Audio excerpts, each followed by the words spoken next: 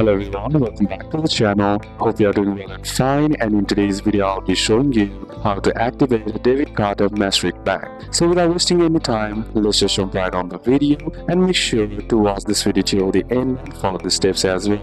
In order to activate Mashreq Bank debit card, the first thing that you need to do is simply head over and open up your Mashreq application, and then inside app in your Face ID or Touch ID. Then once logged into your account, what you need to do is just simply tap on the cards option on the top, and then once you're inside the cards, what you need to do here is select your debit card. The card status will show inactive or not activated. Simply tap on activate card and enter the last 4 digits of the card or CVV number back of the card. The next is to verify with OTP. You receive an OTP by SMS. All you gotta do is enter the OTP in the app, and then once that's done, set your debit card PIN, create a 4-digit ATM PIN, and then simply confirm the PIN, and now your debit card is active. The next method is activate at Mashreq ATM. Simply insert your Mashreq debit card into a Mashreq ATM and select activate card or create PIN on your ATM screen. Then simply enter account number or customer ID, then set your ATM PIN and your card activates immediately. The next is to